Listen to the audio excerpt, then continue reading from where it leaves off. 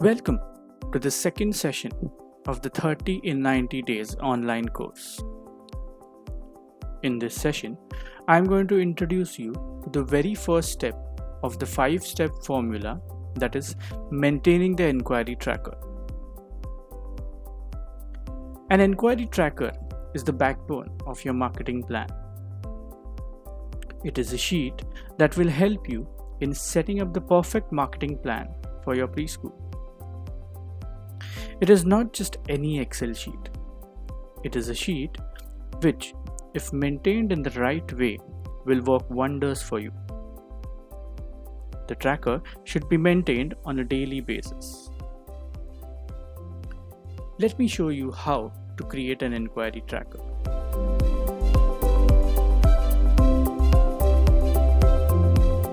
Before I actually take you through the inquiry tracker template which I have made, you must first understand all the important fields to be included in the tracker.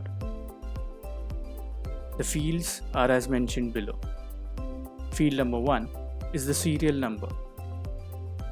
This field will help us identify the total number of inquiries in our inquiry tracker. Field number 2 is the parent's name. Field number 3 is the email ID. Field number 4 is the mobile number. This mobile number of the parent can be used for multiple activities like sending bulk SMS, WhatsApp messages, making a call, etc. Field number 5 is the child's name.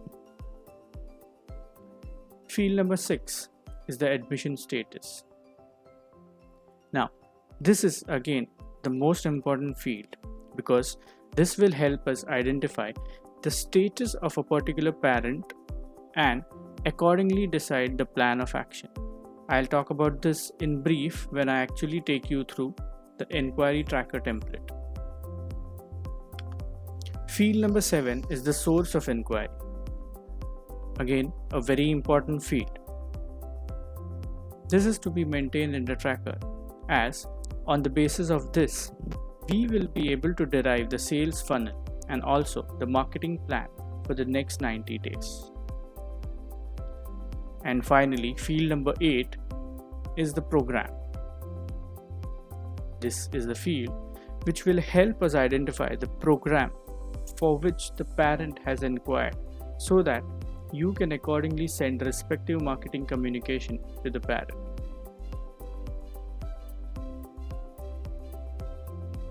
I have already made a template with all the formulas in place which you can simply download and start using it. Let me take you to my laptop screen and show you how this inquiry tracker needs to be maintained. So here's the inquiry tracker which I have created. This is a template which I am talking about. Now if you see, there are multiple columns here, starting with the serial number, parent's name, email ID, mobile number, child's name, admission status, source of inquiry and program. So I'll explain you what exactly each of these columns are for and why I have put them here. So the first column, which is the serial number, is basically so that we can have the total count of the inquiries that we have. Okay. Second column, wherein I have mentioned parent name, that is basically wherein you can punch in the parent's name. Okay. Then the very important field, which is the email ID. Okay. So make sure you are punching in the right email ID because this email ID will be used for a lot of communication in the next stages. Moving ahead, then we have the mobile number. Again, a very important field because we will use this for bulk SMS or WhatsApp messages and even for calling. Then we have the child's name. Okay. Then we have admission status. So now here, what I have done is I have put in a filter here. So either the admission status can be either if the admission is done then it should be admission done, or it can be yet to be done. Okay, so don't have any other third option here.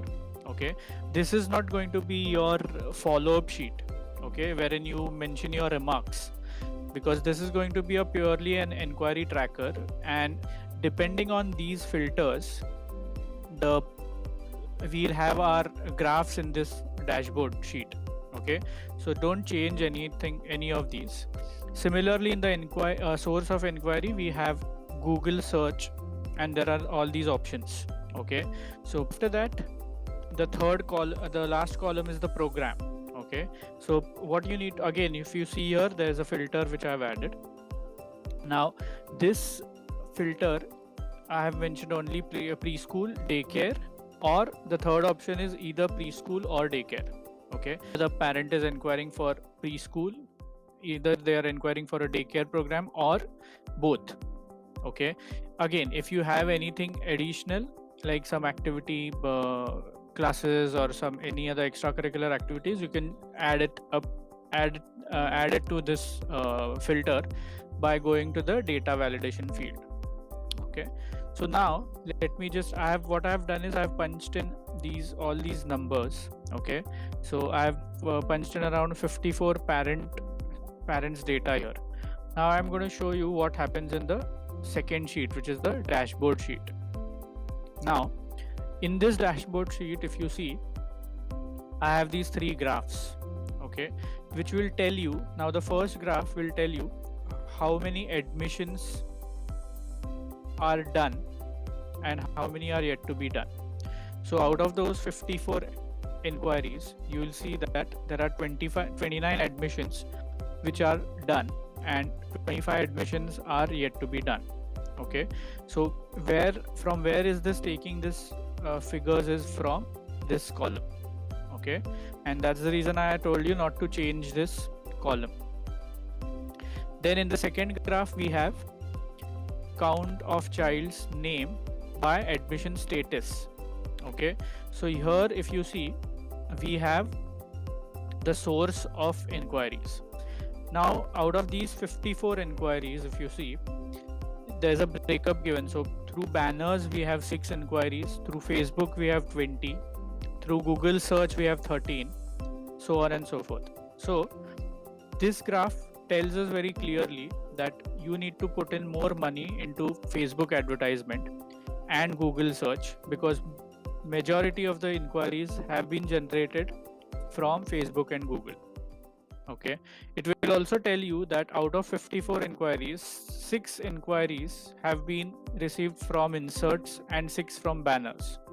Okay, that means it's going to be okay even if you don't invest on these 2 marketing platforms. So in fact, you should spend the same money on online marketing. Okay, and similarly, you will also have an idea in this third graph for which program has the parents inquired for. So if you see here, majority of parents, like 30 parents from 54 of the inquiries have inquired only for the preschool, 10 have inquired for daycare, whereas 14 have inquired for both. Okay, so if you maintain this kind of a sheet or a template, month on month, it will be very easy for you to track the count. Okay, and on the basis of these graphs, you will be able to take decisions in terms of on what marketing activity to be spent, which marketing activity needs to be stopped, or if there's any other additional program which needs to be introduced. Okay, so let me take you back to the online course. I hope by now you have got a clear idea on what all fields are to be included in the inquiry tracker, how to maintain it, and how to extract information, which we will be using in the next 4 steps of the 5-step formula. Now before we move ahead to the third session, I want you to download the inquiry tracker and punch in all the information you have with you related to the inquiries you have generated since the launch or inauguration of your preschool. Hunt for all those inquiry registers you had maintained, rough sheets, books, Excel files, etc., and punch in all the inquiry details in this one single inquiry tracker. You should also punch in the data of a particular parent who has not enrolled his or her child in your preschool but had inquired. Try to add each and every inquiry data that you have with you. The more the data, better the analysis we'll be able to make. Better we'll be able to identify the conversion ratio, the magic number, the sales funnel, and the marketing plan. As I said in the first session, your inquiry data is going to be the food for your preschool business. So immediately get on the job and build your inquiry tracker. I want you to go to the next session only once you have the inquiry tracker ready with all the data punched in. In the next session, I will show you how to identify your conversion ratio on the basis of the inquiry tracker you will make today and how to derive the magic number. So good luck and see you soon in the next session.